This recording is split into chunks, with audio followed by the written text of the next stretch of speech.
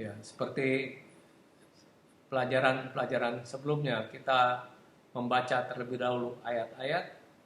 Kejadian pasal 5 ini dibuka dengan pengingat yang indah tentang kebenaran besar, yaitu tentang penciptaan manusia.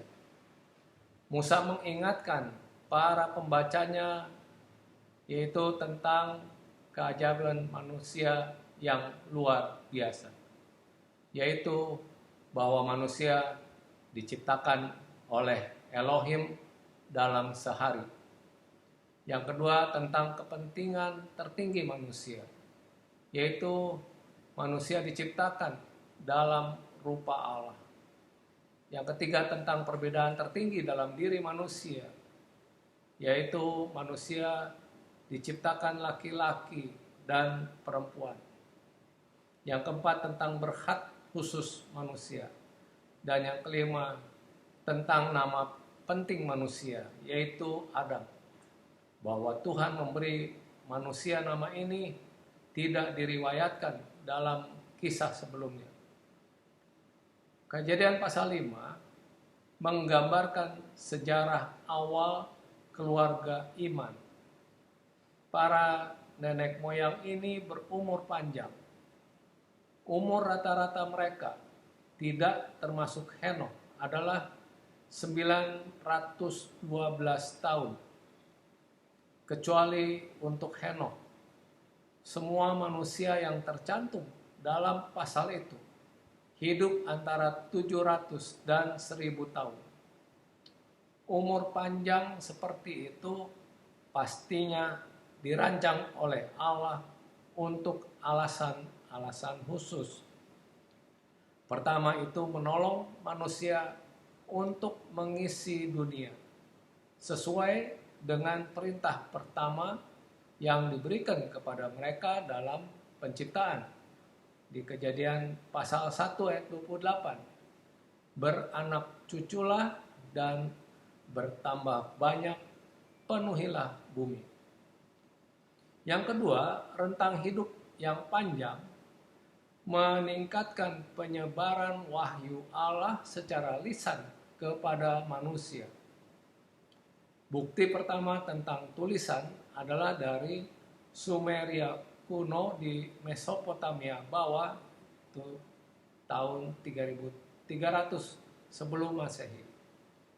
Jadi dari periode waktu yang panjang dari kematian Adam sampai manusia mulai dapat menulis, wahyu apa saja yang Allah berikan kepada manusia harus dilestarikan dari mulut ke mulut untuk generasi berikutnya.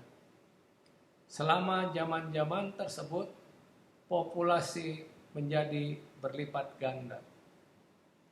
Sekali lagi, dengan pengecualian Henokh, setiap biografi atau riwayat hidup diakhiri dengan bunyi lonceng kematian yang khusyuk. Sejak Adam dan seterusnya, kematian berkuasa sehingga menggenapi ancaman taman. Kamu pasti mati.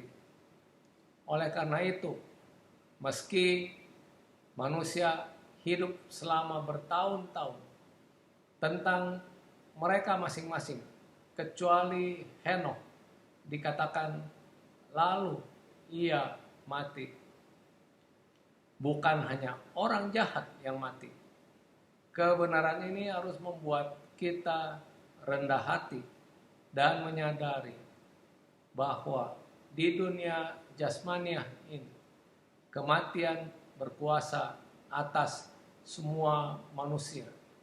Seperti yang dikatakan Rasul Paulus di Roma pasal 5 ayat 11. Sebab itu sama seperti dosa telah masuk ke dalam dunia oleh satu orang, dan oleh dosa itu juga maut, demikianlah maut itu telah menjalar kepada semua orang, karena semua orang telah berbuat dosa. Kematian bisa saja menunda kedatangannya. Tetapi pada akhirnya Dia akan membuat mati semua orang. Tidak ada jumlah uang atau kekuatan yang dapat mencegah sergapan kematian. Orang-orang yang tercatat di dalam Kejadian pasal 5 ini memiliki iman di dalam janji Kejadian pasal 3 ayat 15. Mereka adalah orang-orang yang saleh. Nuh dan Henokh dikatakan sudah berjalan dengan Tuhan. Mereka bersaksi melawan kejahatan dunia. Itu dicatat di dalam surat Yudas ayat 14. Juga tentang mereka, Henokh, keturunan ketujuh dari Adam, telah bernubuat. Katanya, sesungguhnya Tuhan datang dengan beribu-ribu orang kudusnya.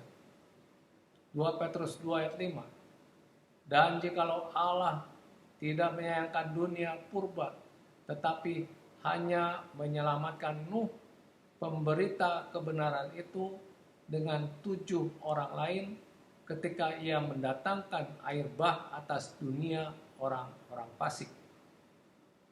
Set mungkin bukan anak ketiga Adam dan Hawa.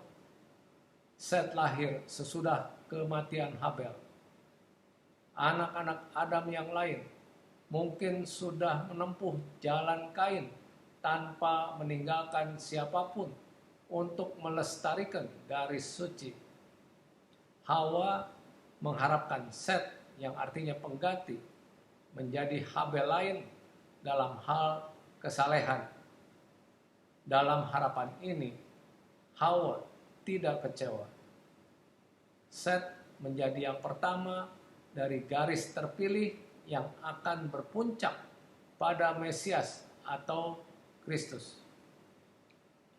Pada zaman Enos, yang artinya manusia lemah, orang-orang mulai memanggil nama Tuhan atau Yahweh. Ini menandai awal dari penyembahan Tuhan secara publik dan terorganisasi. Ayat tersebut menunjukkan bahwa nama Tuhan atau Yahweh sudah dikenal jauh sebelum Musa. Nama-nama yang mengikuti: Kenan artinya harta milik, Mahalalel artinya pujian Tuhan, dan Jared artinya keturunan, hanyalah nama-nama dalam daftar kehormatan umat beriman. Henokh adalah orang pertama dalam Alkitab yang dikatakan sudah berjalan dengan Tuhan. Ayat tersebut menunjukkan bahwa perjalanannya dengan Tuhan dimulai dengan kelahiran Metusalah, putranya. Komitmen kepada Tuhan tidak dangkal karena bertahan selama 300 tahun. Henokh bukan pertapa. Henokh berjalan dengan Tuhan di tengah-tengah urusan rumah tangga, karena Henokh melahirkan anak laki-laki dan perempuan. Rupanya selibat bukanlah prasyarat untuk kehidupan yang berkomitmen. Setelah hidup 365 tahun dan Henokh hidup bergaul dengan Allah, lalu ia tidak ada lagi sebab ia telah diangkat oleh Allah. Penulis Ibrani memberikan komentar terilham tentang pernyataan ini di Ibrani 11 ayat 5. Karena iman Henokh terangkat supaya ia tidak mengalami kematian, dan ia tidak ditemukan karena Allah telah mengangkatnya. Sebab sebelum ia terangkat, ia memperoleh kesaksian bahwa ia berkenan kepada Allah. Seperti sekarang ini, satu kehidupan membuat perbedaan. Mengapa Allah memberikan arti khusus terhadap Henokh? terhadap kehidupan Henokh dalam daftar silsilah itu. Pertama, Henokh mengajar dunia melalui khotbahnya yang menekankan kedatangan Tuhan dalam penghakiman terhadap orang jahat. Yudas 14:15 juga tentang mereka, Henokh keturunan ketujuh dari Adam, telah bernubuat. Katanya, sesungguhnya Tuhan datang dengan beribu-ribu orang kudusnya, hendak menghakimi semua orang dan menjatuhkan hukuman atas orang-orang fasik karena semua perbuatan fasik yang mereka lakukan dan karena semua kata-kata nista yang diucapkan orang-orang berdosa yang fasik itu terhadap Tuhan. Keinginan Allah yang utama bukan untuk menghancurkan atau membinasakan, tetapi untuk menginsafkan orang-orang durhaka dari dosa-dosa mereka dan membawa mereka kepada pertobatan. Rasul Petrus mengatakan, Tuhan tidak lalai menepati janjinya, sekalipun ada orang yang menganggapnya sebagai kelalaian. Tetapi ia sabar terhadap kamu, karena ia menghendaki supaya jangan ada yang binasa, melainkan supaya semua orang berbalik dan bertobat. Tetapi hari Tuhan akan tiba seperti pencuri. Pada hari itu, langit akan lenyap dengan gemuruh yang dahsyat dan unsur-unsur dunia akan hangus dalam nyala api, dan bumi dan segala yang ada di atasnya akan hilang lenyap.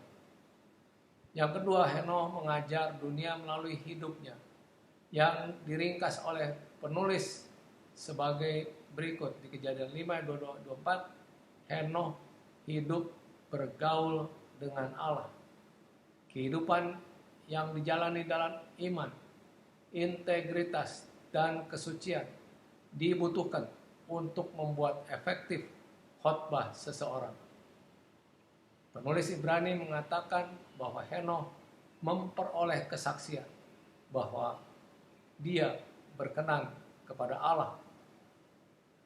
Berbeda dengan kefasikan dan kegelapan dunia yang mengelilingi dia, kehidupan murni dan perbuatan baik Henokh adalah suar yang bersinar bagi kemuliaan Allah. Ketiga, Henokh mengajar dunia dengan cara ia meninggalkan kehidupan duniawi.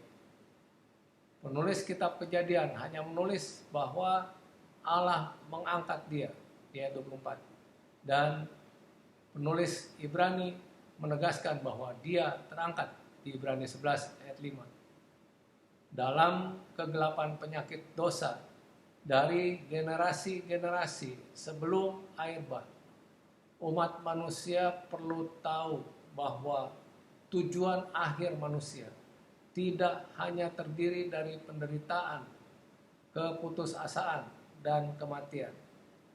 Henokh yang diangkat oleh Allah adalah kesaksian atas fakta bahwa alam kekekalan atau keberadaan menanti kita di seberang kehidupan ini.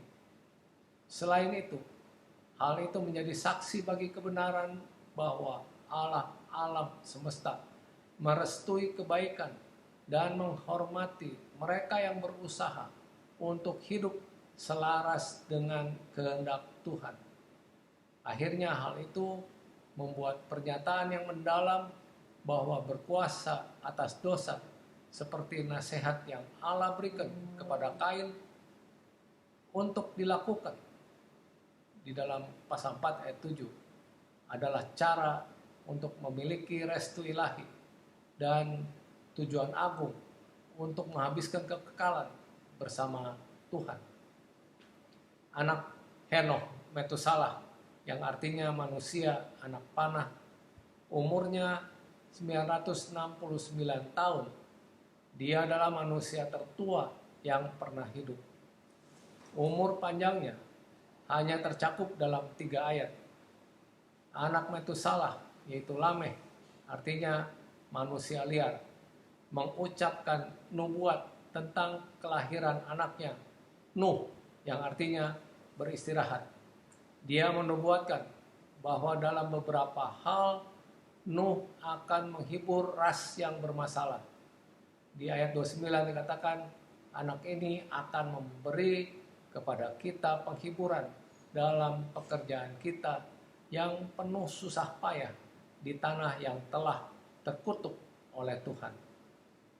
Kita lanjutkan pelajaran kita di pelajaran berikut.